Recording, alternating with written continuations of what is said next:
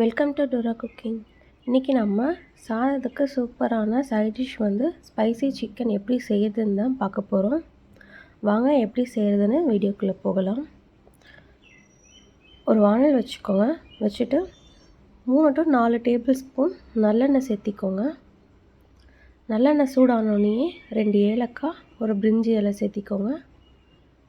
அது ரெண்டும் நல்லா புரிஞ்ச உடனேயே 2 மீடியம் சைஸ் பெரிய வெங்காயம் நறுக்கி வச்சுருக்கேன், அது இதோடு சேர்த்திக்கலாம். சேர்த்து வெங்காயம் நல்லா வதக்கி விட்டுறலாம்.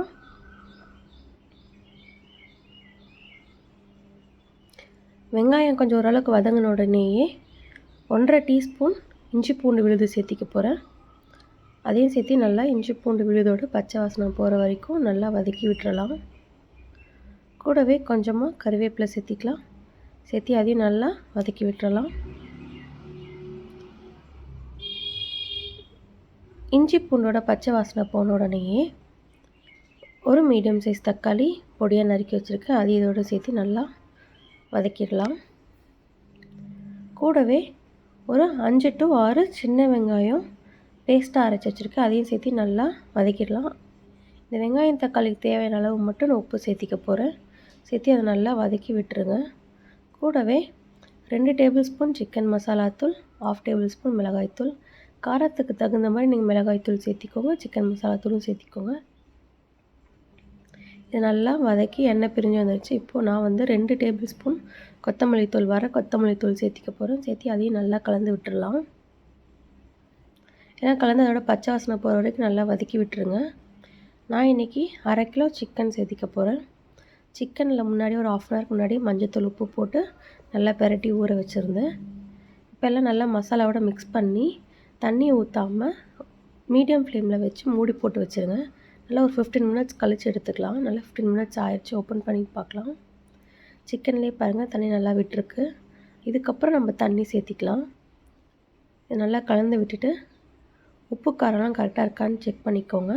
பார்த்துட்டு நான் இன்றைக்கி 3 டேபிள் ஸ்பூன் தேங்காய் ஃபைன் பேஸ்ட்டாக அரைச்சி ஊற்றிக்கிறேன். நீங்கள் தேங்காய் பால் சேர்த்துறதா இருந்தால் கூட தேங்காய் பால் ஒரு கிளாஸ் சேர்த்திக்கோங்க. நல்லா கலந்து விட்டு நான் இன்றைக்கி ஒரு கிளாஸ் தண்ணி இதோட சேர்த்து கலந்து விட்டு உப்பு காரம்லாம் கரெக்டாக இருக்கான்னு செக் பண்ணிக்க போகிறேன். செக் பண்ணிவிட்டு தண்ணி நல்லா கொதிச்சு வரட்டும். இந்த கிரேவி கன்சிஸ்டன்சிக்கு வர வரைக்கும் நல்லா கொதிக்கட்டும். நல்லா டைட் கிரேவியாக வர அளவுக்கு கிரேவி நல்லா கொதிக்க ஆரம்பிச்சிருச்சு. இப்போ நாம் இந்த ஸ்டேஜில் நான் கொத்தமல்லி தழை தூவி வேறு ஒரு பிளேட்டுக்கு மாற்றிடலாம்.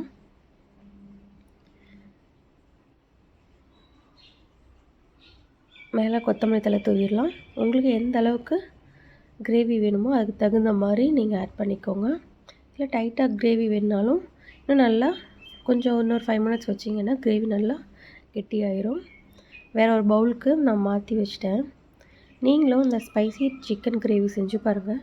செஞ்சு பார்த்துட்டு எப்படி இருக்குதுன்னு மறக்காமல் எனக்கு கமெண்ட் பாக்ஸில் கமெண்ட் பண்ணுங்கள். என்னோடய வீடியோ புதுசாக பார்க்குறவங்களா இருந்தால் ரெட் கலரில் இருக்க சப்ஸ்கிரைப் பட்டனும் பக்கத்தில் இருக்க பெல் ஐக்கானையும் மறக்காமல் கிளிக் பண்ணிக்கோங்க. அப்போது தான் நான் ரெகுலராக போடுற என்னோடய சமையல் வீடியோஸ் உங்களுக்கு உடனுக்குடன் நோட்டிஃபிகேஷனில் வரும். தேங்க்யூ.